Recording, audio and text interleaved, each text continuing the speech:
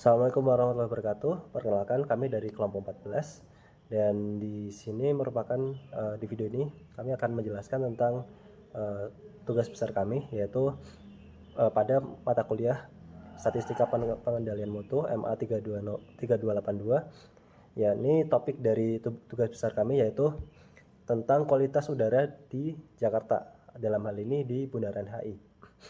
Dan kelompok kami terdiri dari 4 orang, yaitu Muhammad Sabri Febrian 101-23026, saya sendiri Ramada Farisova Raya 101-23051, Ben Caleb Siombing 101-23028, dan Rafta Bintang Rafsanzani 101-23024. Sebelum kita memulai mengenai analisis dari statistika pengendalian mutu untuk kualitas udara di Jakarta atau di Bundaran HI, sebelumnya kita bahas dulu kenapa kita membahas topik ini.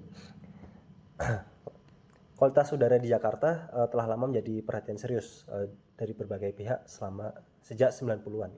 Data dari KLHK dan Dinas Lingkungan Hidup menunjukkan tren penurunan kualitas udara sejak 2001 dengan kondisi terburuk yaitu pada 2018 sampai 2019, ketika lebih dari 48% sampai 51% hari digolongkan tidak sehat berdasarkan kualitas udaranya. Pada 2023, IQR mencatat air quality di Jakarta tidak pernah turun sampai di bawah 100 semenjak pertengahan Mei. Bahkan beberapa kali menempatkan Jakarta sebagai kota dengan kualitas udara terburuk di dunia. Kondisi ini semakin memburuk saat musim kemarau akibat minimnya hujan yang akhirnya tidak adanya media untuk menangkap gas dan polutan udara kembali ke tanah seperti itu. Sehingga dalam hal ini kami ingin melihat seberapa buruknya atau seberapa terganggunya udara di Kota Jakarta berdasarkan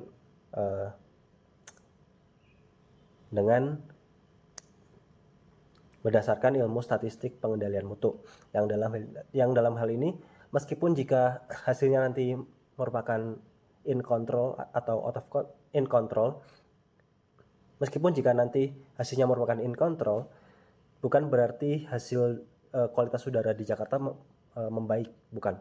Tapi kita ingin melihat apakah fluktuasi dari kualitas udara di Jakarta itu stabil dalam kondisi yang buruk atau kondisi kadang menjadi kondisi yang membaik seperti itu. Baik, penjelasan selanjutnya akan dilanjutkan oleh saya, Ben Caleb.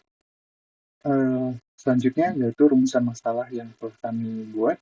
Yang pertama, bagaimana karakteristik dan pola perkembangan konsentrasi karbon monoksida dan ozon di kawasan Bundaran HI Jakarta pada periode Januari 2010 sampai Februari 2025. Yang kedua, apakah proses konsentrasi karbon monoksida dan ozon di kawasan Bundaran HI berada dalam kondisi terkendali secara statistik berdasarkan pendekatan statistika pengendali mutu menggunakan peta kendali.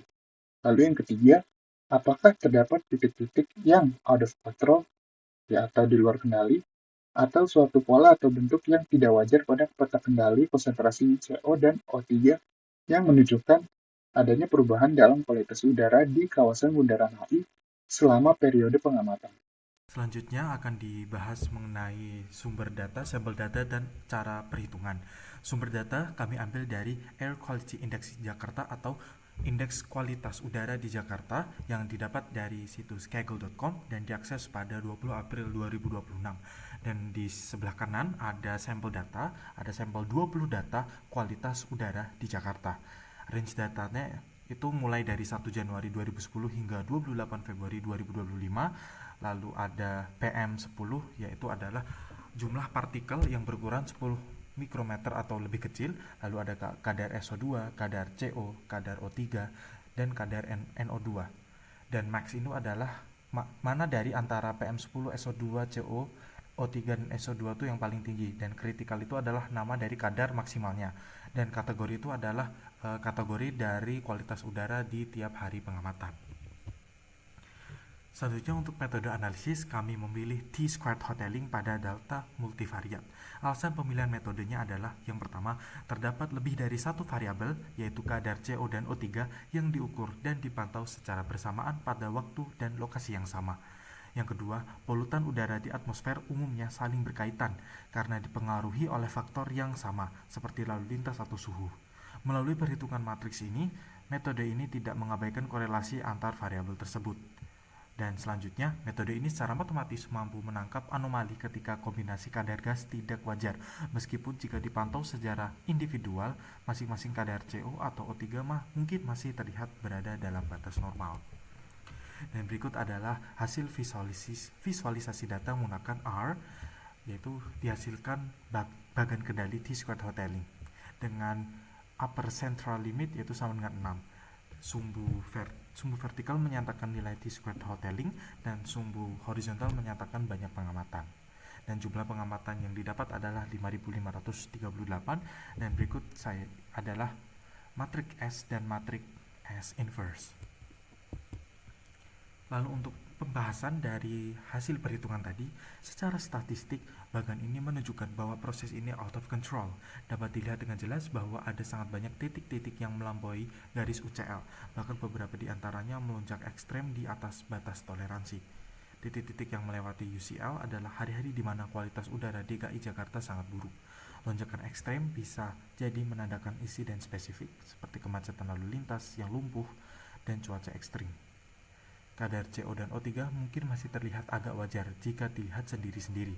Namun, kombinasi keduanya pada hari itu berlawanan dengan pola biasanya. Misalnya, historisnya jika CO tinggi, maka O3 rendah. Tapi di hari itu, keduanya tinggi bersamaan. Dalam pemantauan lingkungan real, lonjakan yang sangat tajam dan tiba-tiba juga seringkali merupakan indikasi sensor di beberapa stasiun pemantau mengalami error atau malfungsi teknis pada hari tersebut, sehingga merekam angka yang tidak masuk akal. Selanjutnya ada kesimpulan. Yang pertama, konsentrasi CO dan O3 di bundaran HI bersifat fluktuatif dan dinamis, dipengaruhi kepadatan lalu lintas, aktivitas industri, dan kondisi meteorologi. Kadar CO meningkat karena kemacetan parah, sedangkan O3 meningkat karena musim kemarau. Yang kedua, dengan UCL sama dengan 6, pada 5.538 pengamatan yang telah dilakukan, proses konsentrasi CO dan O3 di bundaran HI dinyatakan tidak terkendali secara statistik atau out of control, ditandai dengan banyaknya titik yang melampaui batas kendali atas. Yang ketiga, terdapat lonjakan ekstrim yang mengindikasikan perubahan kualitas udara akibat kemacetan total, cuaca ekstrim, anomali kombinasi CO-O3 yang berlawanan dengan pola historis, serta kemungkinan error teknis pada sensor pemantau. Yang terakhir ada saran. Yang pertama, pemantauan musiman perlu diintensifkan terutama pada musim kemarau ketika konsentrasi O3 meningkat tajam. Yang kedua, terapkan SQC secara rutin menggunakan bagan kendali kuadrat hoteling sebagai sistem peringatan dini kualitas udara. Yang ketiga, investigasi setiap titik out of control untuk membedakan kejadian data dari kesalahan teknis sensor. Dan yang terakhir, kalibrasi berkala pada seluruh alat pemantau SPKU DKI Jakarta perlu dilakukan guna menjamin validitas data. Sekian presentasi dari kelompok kami, kurang lebihnya mohon maaf. Assalamualaikum warahmatullahi wabarakatuh.